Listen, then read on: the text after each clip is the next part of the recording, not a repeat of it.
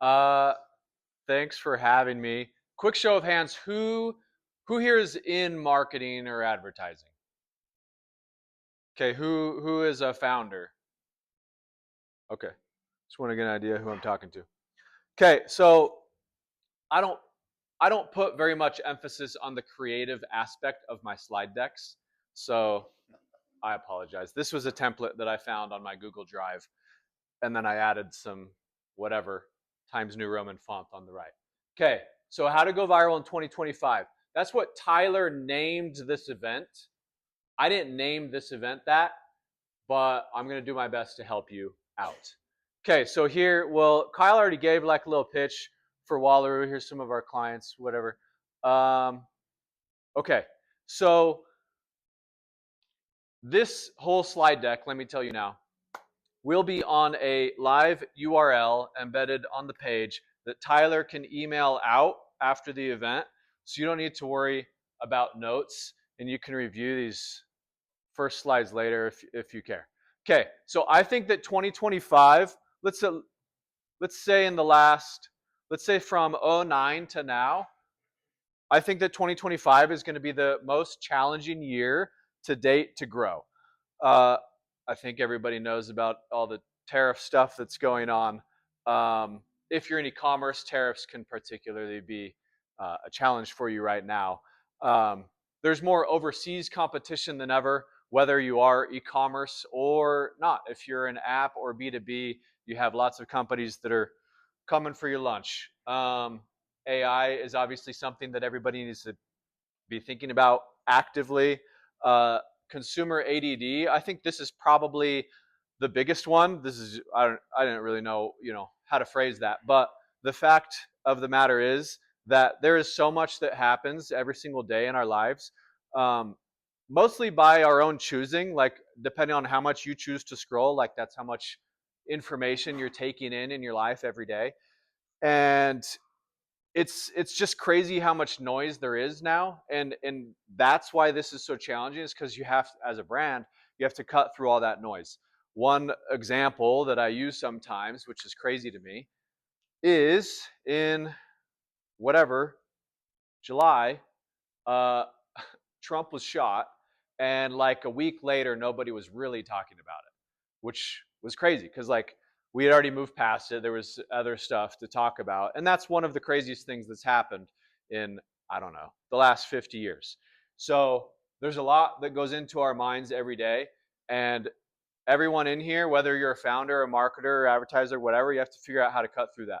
So 2.5 hours per day average what people spend on social. Teens is 4.5. I don't know where you guys are at, but you don't need to tell me. This does not count gaming or TV shows or movies or whatever else. So what I'm going to focus on in this presentation is like growth hack style stuff that will hopefully help you go viral, or more like mini viral, which is more the thing that's possible these days. And I'm not really going to focus on what Wallaroo does. If you're a company who's doing, I don't know, over 100-ish K a month in revenue, at that point you should already be thinking about working with an agency or building an in-house team. So if you're there, yeah, you should do email and SMS marketing and search engine optimization and ads and all that kind of stuff. You should do all that, but you probably already know that, so I'm not going to explain any more of that to you. Okay, so here's how to scale and win. This is just like a quick little thing. This is for B2B or B2C. The principles are the same. Behind every B is a C anyway. So you got to define your target audience. You have to develop your creative and marketing strategy. You have to distribute the campaigns across channels, and then you have to analyze the data. So that's how you win. If you want to be more, meticulous and well said about it. But I'm going to, again, cover the growth hack style stuff. So here's how you went viral in the past. So there was the Dollar Shave Club video. That was probably, I don't know, 11-ish years ago. And then after that, like Harmon Brothers, Utah company, they started making lots of like really expensive, well-produced, humorous videos. Chatbooks had one that killed it. And that performed for a while. I would say probably already in 2019, that kind of started losing its effectiveness. And then 2019, 2020, 2021, um, let's say like yeah, brand made short form video is when it really started to take off. So like here's an example. This is one of our clients that I love, Last Crumb. They came to us early in their company life, and one box of their cookies, which is only 12 cookies, one box costs $140 plus 15 in shipping, so $155. So it's like $14 a cookie. So it's really expensive. Uh, so we had to figure out, how to do marketing for them. Madison, who's here, was key in this. So like we tested lots of stuff, right? And then what we figured out, I can't even click on this one actually. I just rewatched that one. That is profanity at its finest. But you'll see, here's some videos that have in the millions of views. What the unlock that we figured out for them was twofold. One was like ASMR style videos, and then two, this is probably the first one, was we started destroying the cookies. So like Madison and her team would take like a blowtorch to a cookie, and I don't know, then they'd shoot a machine gun at it and it would go viral. And we would do stuff like that all the time, and we started going viral for them like every week, and it went really well, and they're doing well. Well, yeah, I mean, they do drop style, and usually when they'll do a drop, it'll sell out. It would be like in a minute or whatever. They would sell out. Yeah, in a minute. This, yeah,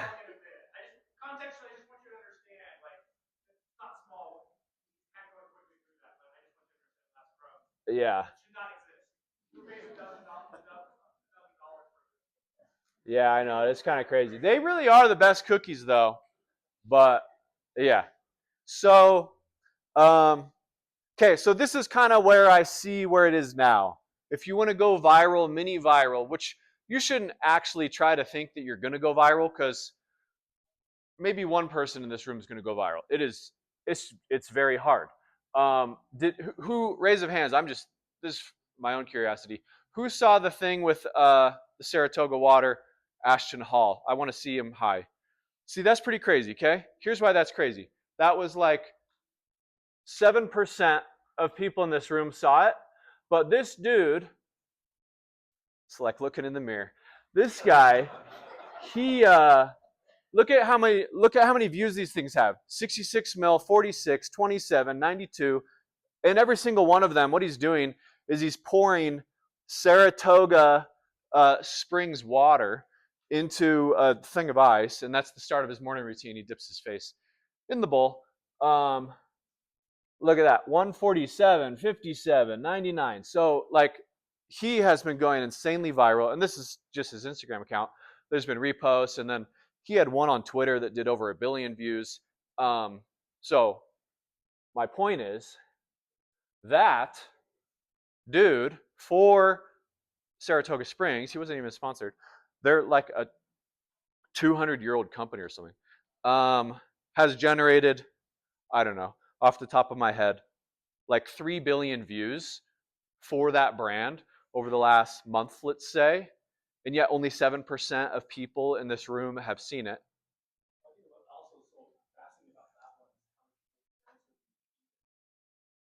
Mm-hmm. Yeah. Yeah, yeah. Yeah, totally. Yeah, exactly.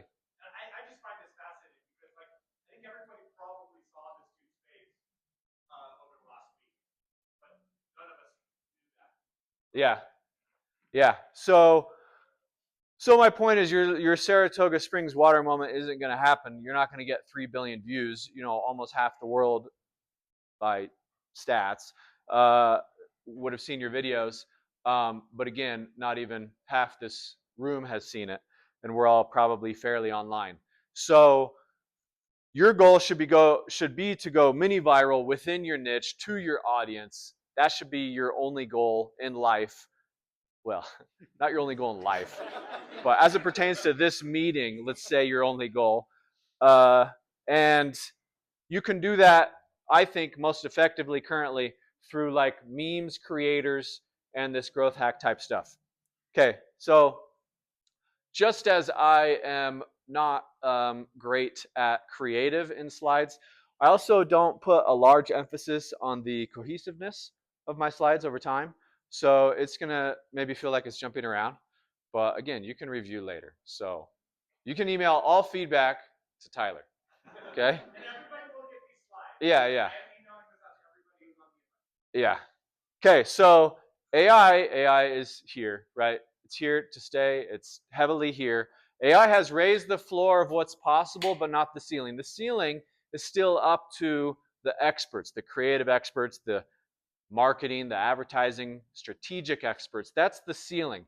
AI can help you do a lot of things way faster than it used to. Um, this is kind of like what Tyler talked about right before. This used to be different, you could say, but the time to build a product, whether it's an e-commerce product, a software product, whatever, an app, the time to build is really short. Um, who knows Replit? That's one of many AI tools. Okay, Replit might be my favorite current one to mess around with. I don't know how to code at all. Never learned. Always wanted to learn. Uh, not anymore because I mess around on Replit. Replit has a website as well as an app. I was on the app with my kid a few days ago. My oldest kid likes Formula One, so I was showing him how to do some stuff with the app. So what I built with Replit in, I don't know, 5 minutes of my time was a fully functioning website that took the last 10 years of Formula One races and it charted every racer or every driver, every team, every race result, all that kind of stuff into beautiful graphs with all the logos. And you could click on the driver and you could see visually, how did he do in each race over time and all that, and like their best lap and all that kind of stuff. It took me like 4 minutes. It took of my time. It took Replit longer because it was like, doing all the work. And then I on there, you can launch a test. You can launch things on a test site or a real site. Anyway, I launched on a test site. I didn't buy an actual domain, but it was awesome. It was like a real interactive website that took me almost no time. So since the time to build things is lower and quicker than ever, the time to get people to care is harder than ever. So if you're in marketing, well, your job is harder than ever before. Or if you're doing the founder-led marketing strategy, it is going to be harder than ever before, like that slide I said earlier, but it's also more important than ever before. There's some more things on that. You should be fully embracing AI, though. If there's no other takeaway than that, I would strongly recommend it. AKA, I don't know, at least an hour a day you should be spending with AI. That last little bullet point, I'll just explain that more. Meta Andromeda, that's like their new name for how they rank ads, basically, within their AI machine learning system. And they just released an update, and that's what they called it. And it rewards creative diversity and production. So like if you're running ads of any kind, and usually when one big platform does something, the other ones try to figure out how to do their own version of it. So I'd imagine that's going to happen with this. Anyway, Meta wants to see more creative than ever before, and they want to see more different types of creative than ever before. And then its machine, with maybe the help of some experts, of course, will find the people that said creative needs to be targeted to. It's not your job to do that. Your job is just to know what kind of creative you need to make and to make it. Okay, who saw this? Is a week and a half now. ChatGPT had a new image update where you could like make cute pics with your fam and all that kind of stuff. Who has played around with the new update? Okay, decent amount of people. So like all these are made with AI, and they're pretty good. These are ads. You could run these as image ads, and it isn't that hard to make them. Video. Here's some video companies that will be able to make ads very soon.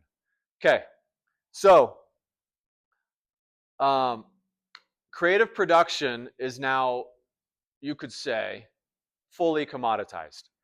So you you do need to lean into it still in regards to making lots of creatives, but you have to think outside the box.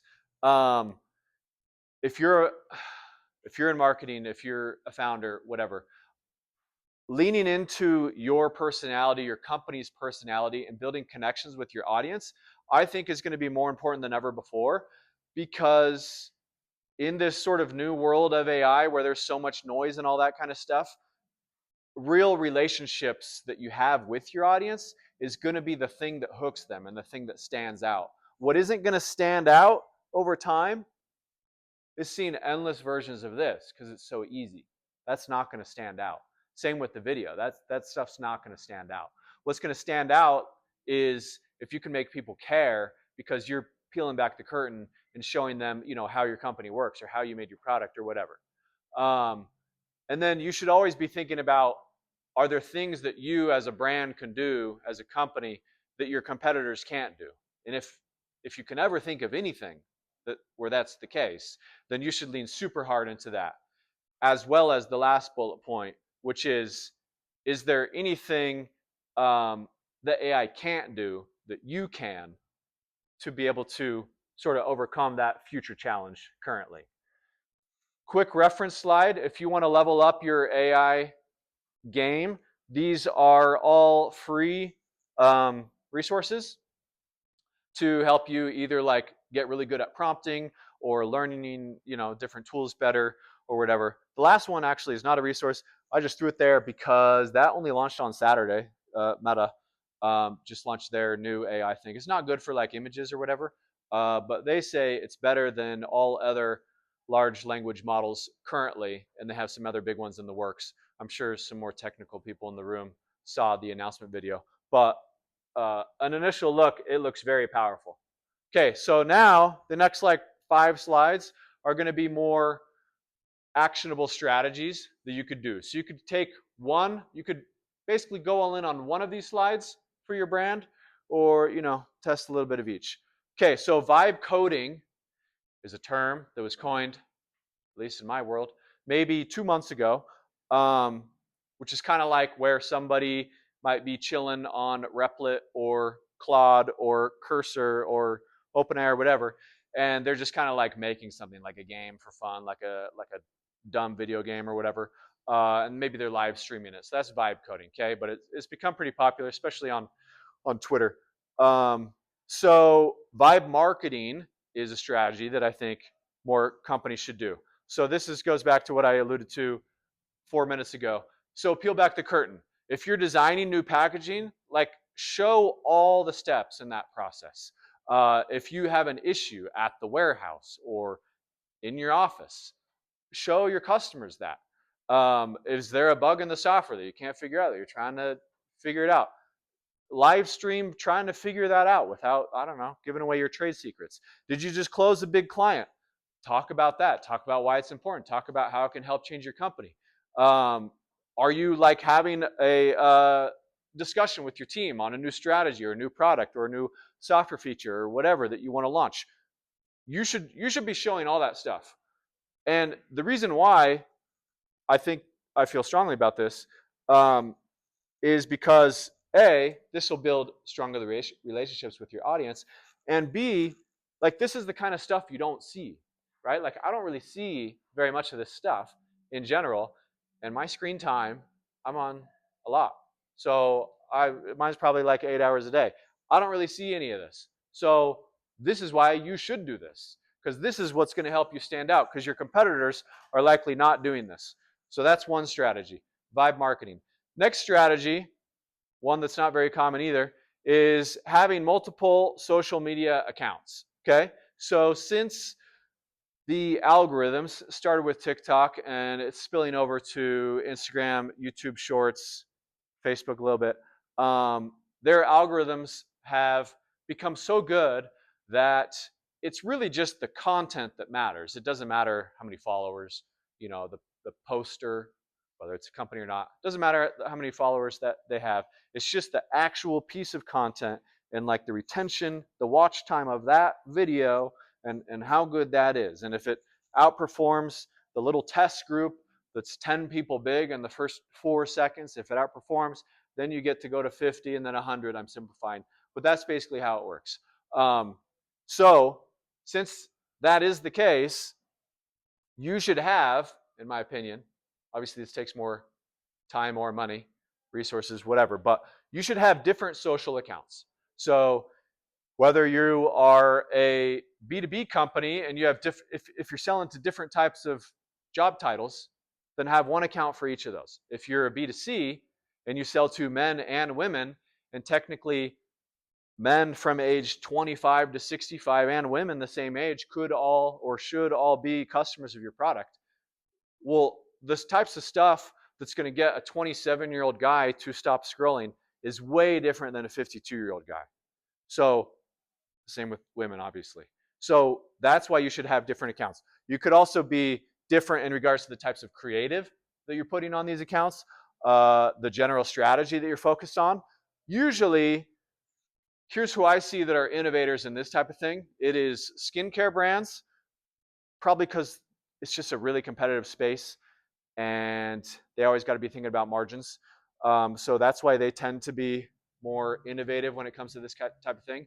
And then apps. So has anyone heard of Cal AI? It's an app. Okay, it's pretty sweet.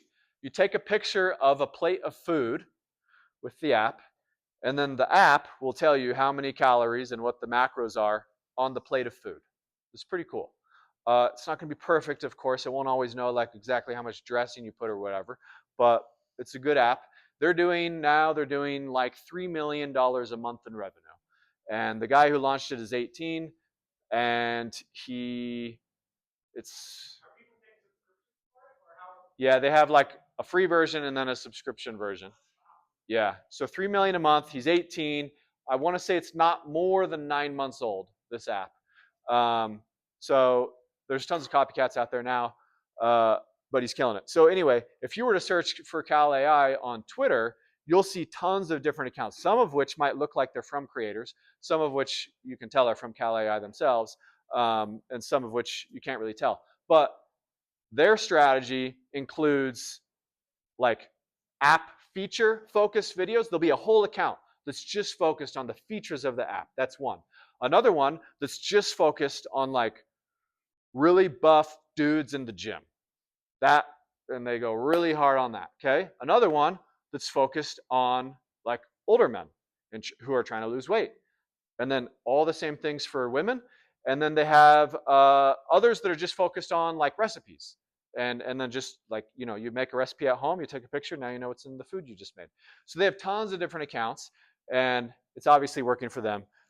Those are links that you can look later that where I talk more about that. Okay, so this is maybe a little bit of a hyperbole, but it's like if you should or could have 4 accounts, why not have 40 accounts? So that's a lot, but that's kind of what you need to go viral these days. So this little website, I think you have to submit your email, but whatever. It's good content. I don't have any affiliation with them other than they just have good stuff. What they do is all these are basically the most popular hooks that are working on social media right now. They give it all to you. So that's what this site is. It's really good. You can just keep scrolling. You can see examples. Anyway, recommend that for getting ideas. You can run creator contests. You can train AI actors. Has anyone seen anything about AI actors? So you can use some of the videos and the links in here that are of me on Twitter. I made with HeyGen, which is basically a tool where you upload videos of yourself, and then once you have done that a few times, then you can just type out a script and it'll just make a video of you reading the script. So if I look slightly off in some of these videos, it's because it's AI, because it's not perfect yet, but I was kind of having fun testing it. But they have a ton of like sort of fully developed, I guess you could say, AI actors in there that you could just use if you didn't want to put your face in front of it, and make them say anything. And there's lots of websites actually where you can have AI like UGC creators talk about your product or your app or your software or whatever. So that's a route you can go if you want to scale up these social accounts, because obviously I understand it is not feasible to have an internal team or pay an agency to run, 40 accounts, or even 4 accounts could be tough. What? Oh yeah. Yeah, I'd be happy to be your ambassador, the AI version of me. The bottom one is that's for AI influencer stuff. That works really well. Okay, so AI agents, that's a newer thing. I'm sure most of you have at least heard of it. Um, Here are tools where you can build out AI agents. The best way to think about AI agents is if there's a task that you can think of, and I'm bringing this up as it relates to marketing or advertising because that's what my presentation is supposed to be about. But you could also apply this to internal things with your company just to be more efficient. But if there's anything you can think of that is repeatable, you can probably build it with an AI agent. Um, I'm not going to show the video. I'm not going to show the video. Manus is the newest one that is with AI agents, but it is so incredibly powerful. I only just barely got access to it. They just have a wait list you just have to wait for.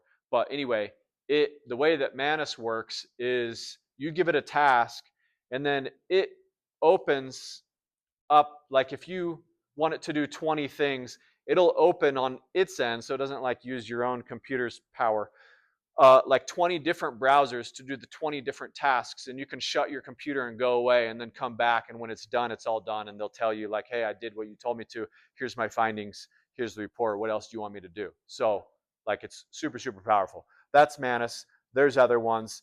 The things that you could do with these, auto tab, that's where you basically like record yourself doing something on your computer so it actually is watching you, and then it'll just be able to do that from then on if you give it access. I understand if some people wouldn't want to give access, but anyway, that's a cool one. There's gum loop you can build lots of stuff with, but like if you have a dog food brand and you want to see what your other competitors are doing with gum loop, you can set up a recurring task to basically give it your 10 competitors, your 10 May competitors, and then it will pull automatically all the ads from those 10 competitors and track which ones are getting the most usage and deliver that to your inbox every morning or every Friday, whatever you want. So you just get like this automatic, full-fledged competitor research report every morning with Gumloop. Okay, next one. This is like maybe the most gray hat thing. Those of you who don't know gray hat, there's white hat, which it's okay to do white hat stuff. There's black hat, which is not okay to do black hat stuff. And then there's gray hat, which is in the middle.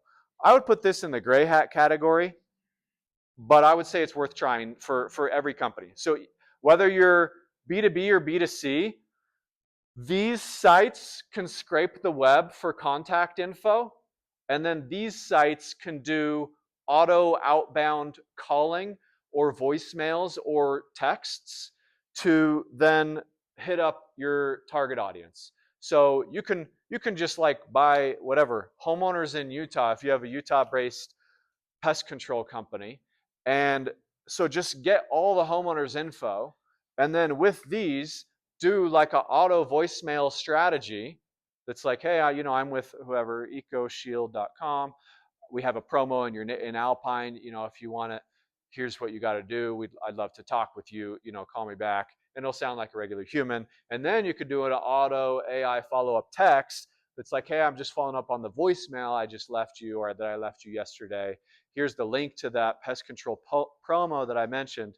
Let me know, there's only a week left, blah, blah, blah. But you can do that for any brand. Use your own brains, whether you have e-commerce or an app or B2B. This does work, and it's not that hard. It's easier than ever before. Again, it's a little gray hat, but I don't know who's going to find you for it. They'll find these companies before they find you. So, although I'm not liable, this is not advice. So, making that clear. Okay, so this is like a strategy that used to be a strategy that then I think people largely stopped doing. But it also works really well. So I don't really know what else to call it. So I called it community infiltration. So online, there are these types of communities: Facebook groups, subreddits, Discord, Slack. Sometimes dedicated communities have their own websites. Sometimes there will be an Instagram or like a TikTok page that sort of serves as a community. But the most common is for sure these top three, with the top one being the very top. So like I was looking recently for Facebook groups of people that like or would like to own or own Frenchie's dogs. Okay, I don't really know that much about dogs, but anyway, I was looking for Frenchie people, and I found, I want to say, I found probably 40 Facebook groups just that fit those parameters that had over 20,000 people in them. Okay, 40. So the strategy is join those groups, become an active community member of those groups. This is an old saying from Gary Vaynerchuk from like 15 years ago. He had a book titled this. So the strategy would be the jab, jab, jab, right hook strategy is like all those jabs is like you provide value. So it would be giving tips, whatever. You can set up AI agents that can do this for you so you don't have to be in there all the time. And then the right hook is when you'd plug your own website. I taught a class to Justin probably 10 years ago, and I bet I mentioned this then. And it was working then.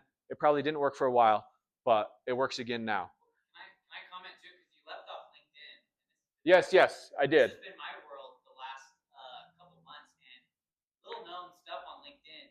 You have to like send a connection request and then wait for them to respond and then send a message. You get into a LinkedIn group, you get up to 1,000 direct messages for free without having been connected to that person just in one day. Instead of the AI agent, you don't want to spam people because you get booted from the group. But like, I mean, yeah. LinkedIn for me and more in the B2B world has been just major for all of my clients. So yes, thank you. I should have had that here. There's a solution just like these on LinkedIn as well. Yeah. That's an A student right there. I'm sure you got an more than A. 10 years. Yeah. Yeah. Okay, so here's the last little tip before we'll break for lunch. Is lunch here? Yeah, lunch. Okay. I should have got the candid picture. Is to do things that don't scale. I already mentioned like figure out what your competitors can't do and do that.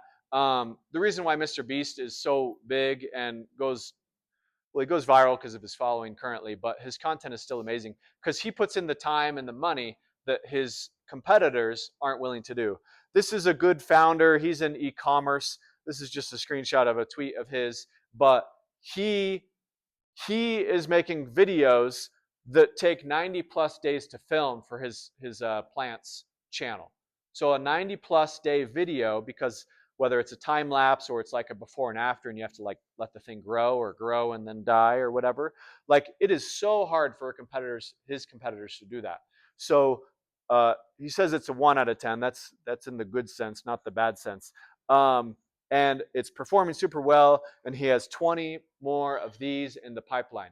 Like that is also how you should think. So you should think in the, all the growth hacky ways that I mentioned, but also in the ways of, trying to do things that your competitors just aren't willing to put the time in to do. So on that note, we will break for lunch. Then I'll bring up some companies here and have like live actionable tips for them. And you can ask me questions in the meantime if you